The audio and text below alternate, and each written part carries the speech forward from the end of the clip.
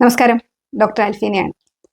തൈറോയിഡും acidity പ്രശ്നങ്ങൾ അല്ലെങ്കിൽ ഗ്യാസിന്റെ പ്രശ്നങ്ങൾ, വയറ് സംബന്ധമായ ദഹന സംബന്ധമായ പ്രശ്നങ്ങളില്ലാത്ത തൈറോയ്ഡ് രോഗികൾ അത്യപൂർവമായിരിക്കും.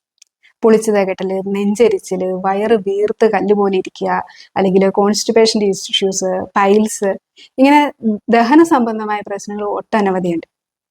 നിങ്ങൾ ഈ പ്രശ്നങ്ങളൊക്കെ വരുമ്പോൾ സ്വാഭാവികമായിട്ട് നിങ്ങൾ എന്താണ് ചെയ്യുന്നത്? ഒന്നിന് നിങ്ങൾ ഡോക്ടറെ കാണും, ഒരു ആന്റാസിഡ്സോ അല്ലെങ്കിൽ PPI പോലെയുള്ള മരുന്നുകളോ കഴിക്കണം, അല്ലെങ്കിൽ എന്തെങ്കിലും പരസ്യത്തിൽ കാണുന്ന ഗ്യാസിന്റെ പ്രശ്നമാണല്ലോ, അപ്പൊ പരസ്യത്തിൽ കാണുന്ന എന്തെങ്കിലുമൊക്കെ വാങ്ങിച്ചു കഴിക്കും, അല്ലെങ്കിൽ മോഷൻ പോകാനായിട്ടുള്ള എന്തെങ്കിലുമൊക്കെ മരുന്നുകൾ വാങ്ങിച്ചു കഴിക്കും.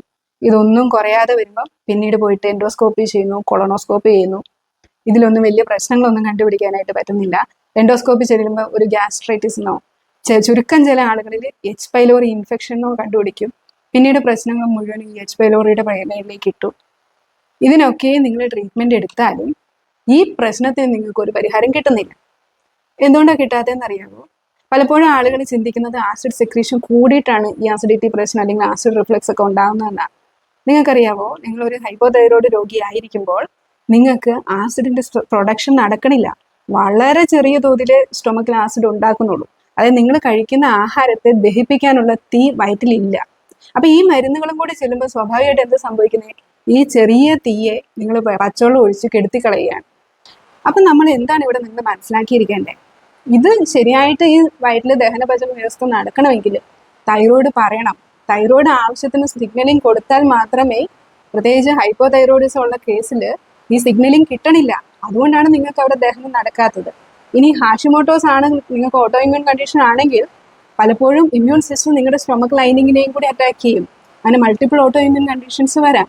അത് അൾസറേറ്റീവ് കൊളൈറ്റിസ് ആയിട്ടോ IBS ആയിട്ടോ ഒക്കെ മാറും. അപ്പൊ ഈ വക പ്രശ്നങ്ങളെ ഒന്നും നമ്മൾ കൺസിഡർ ചെയ്യാതെ വെറുതെ ഒരു ആന്റാസിഡ് കഴിച്ചുകൊണ്ടോ PPI കഴിച്ചുകൊണ്ടോ നിങ്ങളുടെ പ്രശ്നങ്ങൾ മാറില്ല. കഴിക്കണം ദിവസം നിങ്ങൾക്കൊരു സുഖം കിട്ടിയാൽ പിറ്റേ ദിവസം ഇതിന്റെ ഇരട്ടി പ്രശ്നങ്ങളുമായിട്ടാണ് നിങ്ങൾ ജീവിക്കുക, അല്ലെ? അപ്പൊ ഇതിനൊരു സൊല്യൂഷൻ വേണമെങ്കിൽ നമ്മുടെ തൈറോയ്ഡ് ഗ്രന്ഥിയെ നേരെയാക്കണം. ഇനി നിങ്ങൾക്ക് ചെയ്യുന്ന മറ്റൊരു ഡാമേജും കൂടി ഉണ്ട്. ഈ ആന്റാസിഡോ PPI പോലെയുള്ള മരുന്നുകൾ നിങ്ങൾ കഴിക്കുന്ന തൈറോയിഡിന്റെ സപ്ലിമെന്റിന്റെ അബ്സോർപ്ഷനെയും ഇൻഹിബിറ്റ് ചെയ്യും. അപ്പം അതിനും ഇത് ഡാമേജ് ഉണ്ടാക്കിയാണ്. അപ്പൊ ഈ ഒരു കണക്ഷൻ നിങ്ങൾ മനസ്സിലാക്കണം. നമ്മുടെ ദഹനപാചന വ്യവസ്ഥ ശരിയായിട്ട് വർക്ക് ചെയ്തെങ്കിൽ തൈറോയ്ഡ് നേരെയായിട്ട് വർക്ക് ചെയ്യണം. ഇതുകൊണ്ടാണ് നിങ്ങൾക്ക് ഡെഫിഷ്യൻസി ഉണ്ടാകുന്നത്, അല്ലേ? തൈറോയ്ഡ് രോഗിക്ക് ഇല്ലാത്ത ഡെഫിഷ്യൻസികളില്ല. നിങ്ങൾ എത്ര വാരിക്കോരി മരുന്ന് കഴിച്ചാലും സപ്ലിമെന്റുകൾ കൊടുത്താലും നിങ്ങൾക്ക് പിന്നെയും ഡെഫിഷ്യൻസിയാണ്.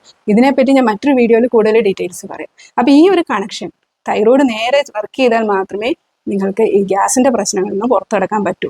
ഈ ഒരു കാര്യം നിങ്ങൾ മനസ്സിലാക്കിയിരിക്കണം.